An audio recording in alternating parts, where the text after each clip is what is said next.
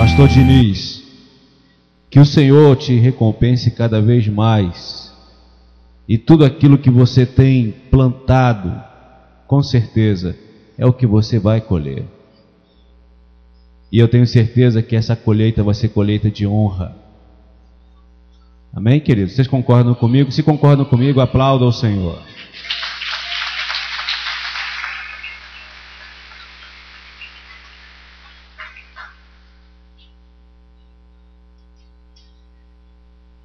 Estamos celebrando ao Senhor num culto que é dirigido, que é onde as mulheres têm a oportunidade de celebrar o Senhor. Em relação a isso, e por isso, eu quero compartilhar com vocês algo que nós podemos aprender na vida de uma mulher que é citada na palavra de Deus. Então, para isso, eu gostaria que vocês acompanhassem a leitura comigo no livro de Romanos, carta de Paulo, epístola de Paulo aos Romanos, no capítulo 16. Nós vamos ler a partir do versículo 1, e como é de costume desta congregação, eu gostaria de pedir que os irmãos ficassem de pé.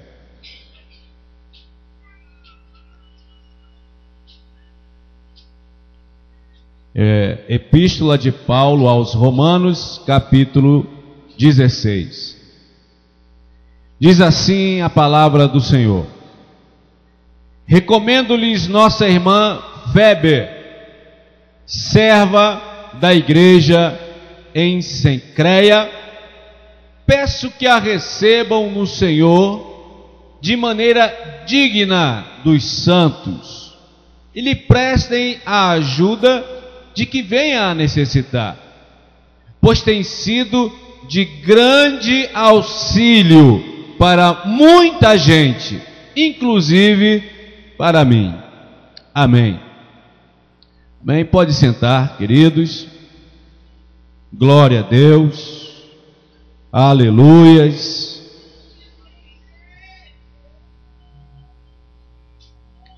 Queridos, eu vou compartilhar com os irmãos, e assim como disse Paulo, digo eu e não o Senhor.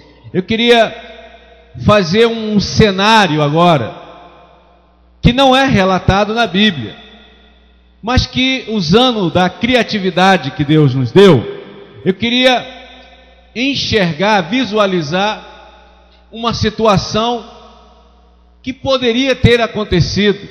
Quem sabe aconteceu.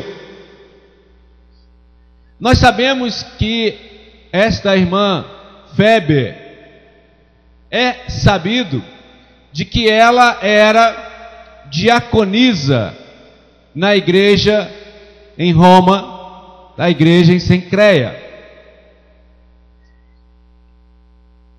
E entendendo o contexto de Roma, no período que Paulo escreveu essa carta, Roma já perseguia os cristãos. Roma já vivia um momento onde aquela palavra que Paulo escreve, né, quem almeja o episcopado, grande coisa almeja. E desejar ser um presbítero, um bispo, um pastor na igreja, principalmente em Roma, naquela época, era praticamente sentença de morte. Porque os cristãos, a essa época, agora eles eram torturados, agora eles eram perseguidos, e eles eram levados às arenas para que fossem mortos por leões, gladiadores, mortos de forma cruel às vezes. Uma das formas que eles tinham de fazer com que um cristão negasse ou morresse, era pegar um trono, uma cadeira de ferro, e colocar fogo ali embaixo, e aquela cadeira ficar ali incandescente, só que o crente, o cristão ali amarrado, preso, e eles falando: negue esse Jesus. Mas os queridos, os irmãos, os mártires, eles diziam: eu não posso negar a Jesus. Um dos célebres homens de Deus que foi levado para esta tortura, ele disse: eu não posso negar a um Deus, eu não posso negar a Jesus, que tanto fez por mim. Se Ele deu a sua vida por mim, eu não posso viver sem entregar a minha vida para Ele. Roma, o contexto de Roma nesse período era de total perseguição e crueldade contra os cristãos. E Paulo se vê na necessidade de escrever a carta a Roma, considerada pelos estudiosos, pelos apologetas, uma das cartas mais importantes, a carta que fala sobre a graça de Deus. Aleluias, glória a Deus. E Paulo, conduzido, inspirado pelo Espírito Santo, escreve essa carta, vital para a nossa vida, vital para a igreja do Senhor Jesus na história. Essa carta de Paulo, ela vem até nós, porque essa carta fala sobre a graça bendita do nosso Senhor e Salvador Jesus Cristo. Paulo escreveu a carta, agora ele tinha que enviar essa carta. E eu fico imaginando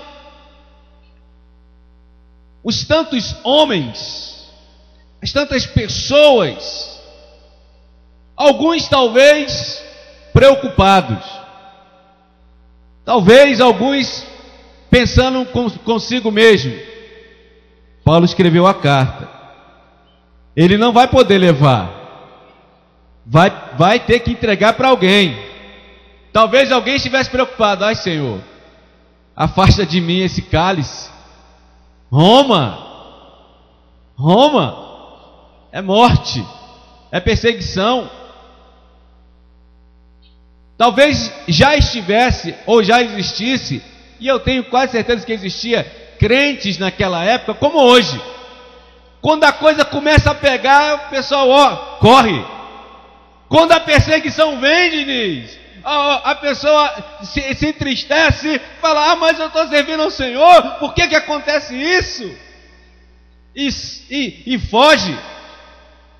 Alguns outros talvez pensassem: Paulo escreveu a carta, quem sabe sou eu o escolhido, quem sabe serei eu a levar esta carta, quem sabe serei eu a morrer como um mártir, quem sabe serei eu a ter o meu sangue derramado por amor a Jesus. Alguém talvez tenha pensado isso, mas Paulo chama um auxiliar.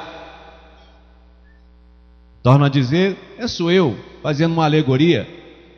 Paulo chama o auxiliar, e o auxiliar chega a ele: preciso que seja feito um serviço muito importante. Preciso que você chame alguém para mim. Quem, apóstolo? Chama Febe. Chama Febe. Eu preciso entregar esta missão a alguém que eu confie, que não vai se acovardar, que eu confie que não vai se entristecer, que confie que vai chegar lá, aconteça o que acontecer. Chama Febe. E ainda nesta alegoria, eu imagino Febe agora chegando. Febe, eu preciso de que algo muito importante seja feito, e o Espírito me conduz a saber que esta carta vai ser considerada uma das cartas mais importantes na história da cristandade. Febe, eu preciso de você.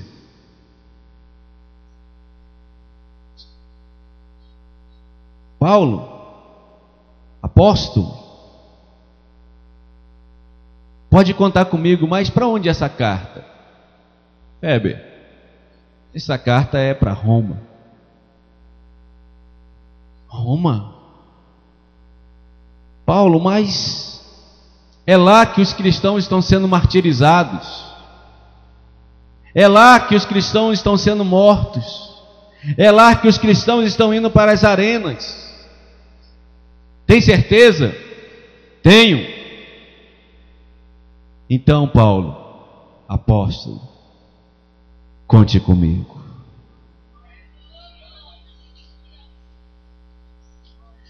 Apóstolo, só queria, me permita fazer uma pergunta. Pois não. Por que eu? Porque eu? Porque eu, sendo mulher, sou escolhida.